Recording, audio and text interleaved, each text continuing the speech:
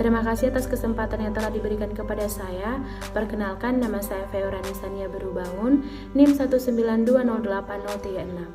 Pada video kali ini, saya akan menjelaskan tentang pengembangan media pembelajaran multimedia interaktif berbasis PowerPoint yang sudah saya buat. Pertama-tama, saya akan menjelaskan tentang need assessment yang sudah saya buat terlebih dahulu sebelum saya mengembangkan media pembelajaran multimedia interaktif berbasis PowerPoint. Yang pertama ada pengantar, media pembelajaran multimedia interaktif. Media pembelajaran multimedia interaktif adalah proses pembelajaran menggunakan media yang menggabungkan dua unsur atau lebih yang terdiri dari teks, gambar, foto, audio, video, dan animasi secara terintegrasi, dilengkapi dengan alat pengontrol yang dapat dioperasikan oleh pengguna yang bermanfaat dalam proses pembelajaran lebih menarik, lebih efisien, kualitas belajar siswa dapat ditingkatkan, dan proses belajar mengajar dapat dilakukan di mana saja dan kapan saja. Adapun mata pelajaran yang saya buat dalam media pembelajaran tersebut adalah wujudnya dan perubahannya mata pelajaran IPA di kelas 7 SMP. Materi tentang wujudnya dan perubahannya sangat menarik untuk dipelajari karena bisa dipelajari tentang macam-macam zat, wujud, dan perubahannya yang bisa diamati dan dirasakan di sekeliling kita sehari-hari. Mungkin karena media pembelajaran digunakan tidak interaktif dan tidak menarik perhatian siswa, misalnya hanya menjelaskan tanpa memperlihatkan contoh atau tayangan tentang materi tersebut, sehingga membuat pembelajaran tersebut bersifat monoton dan membosankan. Jadi, harus memilih media pembelajaran yang tepat yang akan menarik perhatian siswa untuk memudahkan mereka berimajinasi dan melihat tayangan ataupun gambaran materi itu dengan menyenangkan, sehingga materi tentang wujudnya dan perubahannya dapat diterima dengan baik. Karena siswa kelas 7 SMP pada umur 12-14 tahun bisa dikatakan baru menginjak usia remaja, sehingga kemampuan imajinasi keingintahuan mereka sangat tinggi dan menginginkan proses pembelajaran yang menyenangkan. Maka dari itu, sebagai guru harus membuat pembelajaran semenarik mungkin, misalnya dengan bantuan media pembelajaran multimedia interaktif. Saya memilih media pembelajaran multimedia interaktif terlihat dari tujuan pengembangan media pembelajaran tersebut, yaitu yang pertama, untuk memudahkan menyajikan informasi dan memberi instruksi. Yang kedua, dapat meningkatkan kualitas proses pembelajaran, khususnya mata pelajaran IPA, materi wujudnya dan perubahannya pada kelas 7, serta meningkatkan motivasi dan hasil belajar siswa. Yang ketiga, mempermudah siswa dalam belajar karena penyajian materinya lebih sistematis, menarik, dan interaktif. Keempat, memberikan kesempatan kepada siswa untuk belajar mandiri pada tempat dan waktu serta kecepatan yang ditentukan sendiri. Yang kelima, siswa merasa senang atau suka dengan materi yang dipelajari. Dan yang terakhir, media pembelajaran multimedia dapat menjalankan fungsi memotivasi minat dan tindakan jika direalisasikan dengan berbagai teknik yang menarik. Teknik yang menarik ini mampu membangkitkan minat dan merangsang siswa untuk bertindak. Pencapaian tujuan ini akan mempengaruhi sikap, nilai, dan emosi siswa. Selanjutnya, adapun analisis materi dan topik pembelajaran berdasarkan SKKD-nya. Standar kompetensi yaitu memahami wujudnya dan perubahannya. Kompetensi dasarnya yang pertama, menyelidiki sifat-sifat zat berdasarkan wujudnya dan penerapannya dalam kehidupan sehari-hari. Yang kedua, mendeskripsikan konsep massa jenis dalam kehidupan sehari-hari. Yang ketiga, melakukan percobaan yang berkaitan dengan pemuaian dalam kehidupan sehari-hari. Dan yang keempat, mendeskripsikan peran kalor dalam mengubah wujud zat dan suhu suatu benda serta penerapannya dalam kehidupan sehari-hari. Maka dari itu, materi yang saya buat dalam media pembelajaran tersebut ada 6. Yang pertama, definisi zat. Yang kedua, sifat-sifat zat. Yang ketiga, perubahan bentuk zat. Yang keempat, konsep massa jenis. Yang kelima, pemuaian. Dan yang terakhir, peran kalor dalam mengubah wujud zat dan suhu. Selanjutnya, analisis kebutuhan peserta didik. Dapat kita lihat dari yang pertama, teori psikologi remaja. Anak kelas 7 SMP rata-rata memiliki umur atau usia 12 tahun. Proses pertumbuhan otak telah mencapai kesempurnaan. Pada masa ini, sistem syaraf yang memproses informasi berkembang secara cepat dan telah terjadi terorganisasi lingkaran syaraf lobe frontal yang berfungsi sebagai kegiatan kognitif lebih tinggi, yaitu kemampuan merumuskan perencanaan strategi atau mengambil keputusan. Analisis kebutuhan peserta didik yang kedua dilihat dari teori warna. Pada abad ke-15 jauh sebelum para ilmuwan memperkenalkan warna, Leonardo da Vinci menemukan warna utama yang fundamental yang terkadang disebut warna utama psikologis, yaitu merah, kuning, hijau, biru, hitam, dan putih. Kini para ilmuwan memperkenalkan keterlibatan warna terhadap cara otak menerima serta menginterpretasikan warna. Kemudian perkembangan bidang psikologi juga membawa warna menjadi objek perhatian bagi para ahli psikologi. Para ilmuwan yakni bahwa persepsi visual terutama bergantung kepada interpretasi otak terhadap suatu rangsangan yang diterima oleh mata. Pada perkembangan teori warna dalam bidang psikologi, warna digolongkan menjadi dua golongan ekstrem, yaitu warna panas dan warna dingin. Yang termasuk golongan warna panas adalah kelompok merah, jingga, dan kuning yang memiliki sifat dan pengaruh hangat, segar, menyenangkan, merangsang, dan bergairah. Sedangkan yang termasuk golongan warna dingin adalah kelompok biru, hijau, dan ungu yang memiliki sifat dan pengaruh sunyi, tenang, makin tua, serta makin gelap arahnya akan semakin menambah tenggelam. Selanjutnya ada efek universal warna. Beberapa warna memiliki efek universal terhadap psikologi anak. Yang pertama ada merah, dinamis, bersemangat, menstimulasi, aktif, kuat, hangat, agresif. Yang kedua ada warna kuning, ceria, hangat, dan berenergi. Yang ketiga warna biru, warna yang paling nyaman untuk mata, menenangkan, aman, menerima, dan sabar. Hijau, rileks, sepi, natural, menenangkan, dan terkesan malu-malu. Selanjutnya warna orange, percaya diri, ramah, penuh keceriaan, sehingga harus dikombinasikan dengan warna lain. Dan selanjutnya ada warna ungu, bisa meningkatkan imajinasi anak dan kreativitas. Saya juga membuat Google Form yang saya tanyakan kepada beberapa anak SMP yang saya kirimkan linknya. Kira-kira dalam satu kelas sebanyak 29 orang, jumlah laki-laki sebanyak 11 orang, dan jumlah perempuan sebanyak 18 orang.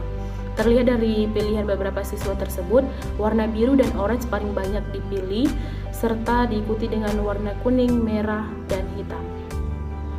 Dari teori-teori yang sudah dijelaskan dan fakta yang sudah kita lihat, maka dapat dirangkum analisis kebutuhan siswa itu. Yang pertama, warna background yang digunakan adalah warna biru. Karena siswa lebih menyukai warna biru, jadi penggunaan warna tersebut harus dominan dari warna yang lain. Pemilihan warna biru harus disesuaikan dengan fitur-fitur lainnya. Dilihat dari psikologi warna, mereka yang menyukai warna biru cenderung memiliki karakter menyenangkan, bijaksana, pembawaan diri tenang saat menghadapi masalah, dinamis, senang berbagi, bersahabat, tidak terlalu suka menjadi sorotan banyak orang. Selain pemilihan warna biru paling banyak disukai siswa, biru juga adalah warna yang paling nyaman untuk mata, menenangkan, aman, menerima, dan sabar. Yang selanjutnya, warna fitur-fitur lainnya seperti gambar ikon, animasi, dan desain background yang digunakan adalah warna orange, merah, dan ungu. Ataupun bisa dikolaborasi sehingga penampilan lebih menarik perhatian siswa. Karena dilihat dari pengaruh warna terhadap psikologi anak, warna ungu juga meningkatkan imajinasi anak dan kreativitas. Nah, yang ketiga, karakter siswa SMP kelas 7 masih terlihat suka suasana bermain atau ceria, namun beberapa siswa juga menyukai suasana tenang dan mandiri. Jadi penggunaan beberapa gambar animasi wujud cat, video, dan tambahan sound juga membantu dalam media pembelajaran ini. Selanjutnya ada analisis kebutuhan dalam proses pengembangan alat dan bahan. Hardware yang digunakan adalah laptop dan mouse, software yang digunakan adalah PowerPoint, dan kebutuhan tambahan yaitu gambar ikon, gambar terkait dengan materi, gambar animasi, sound, dan web sound tambahan. Yang kedua, penggunaan jenis font yang tidak tegak bersambung karena akan menyulitkan siswa dalam mempelajari materi sehingga konsentrasi belajar mereka juga terganggu. Jadi untuk jenis fontnya adalah Times New Roman dan Comic Sans MS. Selanjutnya saya juga membuat storyboard sebagai perencanaan, rancangan, ataupun gambaran dalam pengembangan media pembelajaran multimedia interaktif yang saya kembangkan. Sekarang langsung saja kita lihat media pembelajaran multimedia interaktif yang sudah saya kembangkan berbasis PowerPoint. Inilah dia halaman lembar kerja pada PowerPoint. Kita klik show. Ini dia tampilannya. Adapun topik yang saya bawakan ataupun materi yang saya bawakan adalah wujud zat dan perubahannya kelas 7 SMP yang saya buat pada media pembelajaran multimedia interaktif berbasis PowerPoint. Di sini saya juga menambahkan background supaya pembelajaran lebih menarik.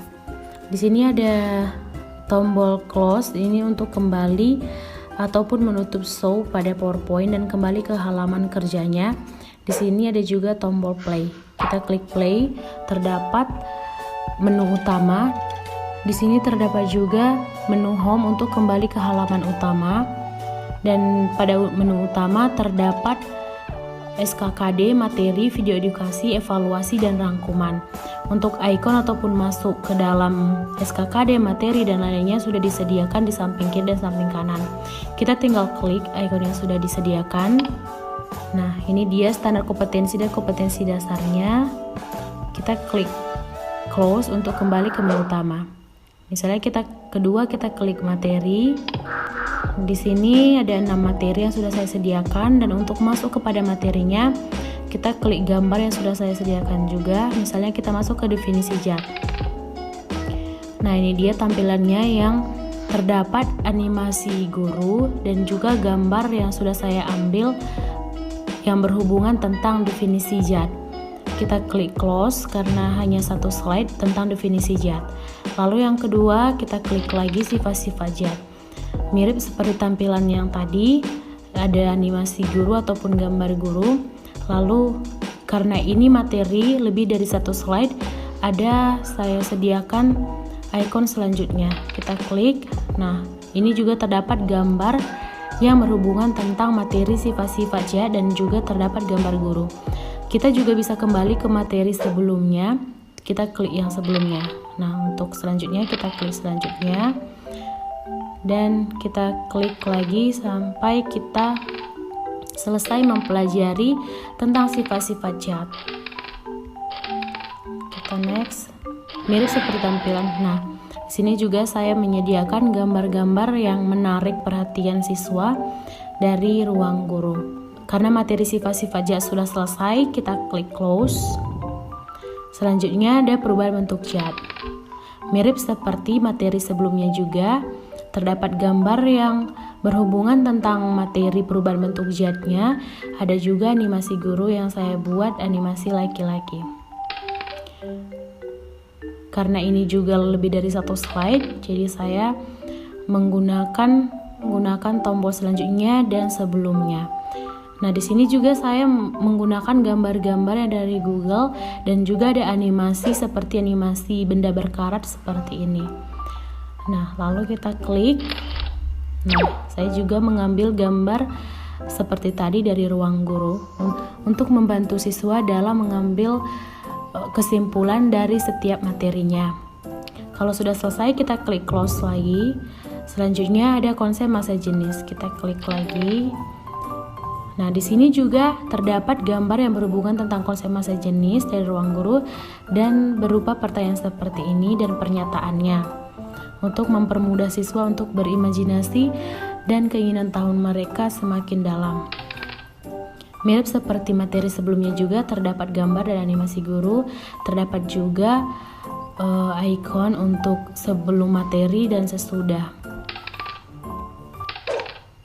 Kita next sampai selesai tentang konsep masa jenis. Selanjutnya kita klik close kalau sudah selesai dan kita masuk ke pemainan sama seperti sebelumnya. Kita klik next. Nah, saya juga mencantumkan misalnya untuk contoh yang bisa dipraktikkan sendiri seperti bacaan di bawah. Untuk contoh lainnya boleh dibaca dari internet atau sumber lainnya, lalu dipraktikkan dan diamati contoh yang mudah ya, supaya memacu siswa untuk mempraktikkannya sendiri di rumah dengan contoh-contoh yang mudah diikuti. Kita klik close kalau sudah selesai. Selanjutnya kita pilih peran color sama seperti sebelumnya juga, terdapat gambar animasi yang berhubungan dengan materi. Nah, jika sudah selesai kita klik close. Kita klik close untuk ke menu utama. Terdapat juga video edukasi yang sudah saya sediakan yang berhubungan ke 6 materi tersebut yang dirangkum dalam 3 video. Di sini ada juga animasi guru dan ada tombol untuk memulai. Kita klik mulai. Yuk, kita mulai belajar. Nah, jadi inilah video pertama dan untuk memberhentikan videonya ada tombol di sini, tombol yang pertama play dan tombol stop. Jika kita ingin menjeda ataupun memulai videonya, kita klik saja. zat padat atau solid. Zat padat ini Ketika kita ingin menggeser durasinya juga boleh kita geser saja seperti ini.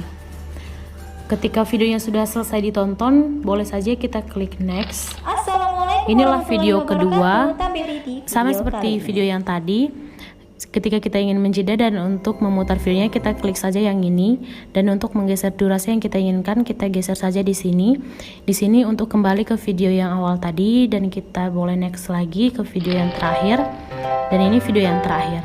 Sama seperti yang tadi juga, kita boleh stop dan play di sini, dan untuk menggeser durasi di sini. Dan ketika sudah selesai menonton videonya, kita tinggal klik close di sini. Kita close. Nah, sehingga kita akan kembali ke menu utamanya. Selanjutnya, saya juga menyediakan evaluasi untuk dikerjakan oleh siswa. Karena ini merupakan media pembelajaran multimedia interaktif, jadi harus ada interaksi juga dari siswa. Di sini ada evaluasi. Untuk memulainya kita klik play. Nah, di sini terdapat animasi guru yang menanyakan contoh soal seperti ini. Misalnya kita jawab soalnya. Kita jawab.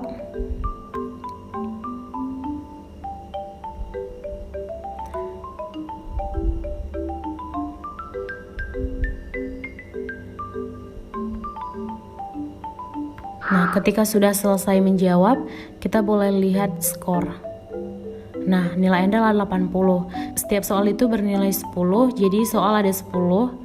Jika benar semua, nilai akan 100. Ini kita benar 8, jadi nilai 80. Selanjutnya, kita juga bisa melihat jawaban yang benar.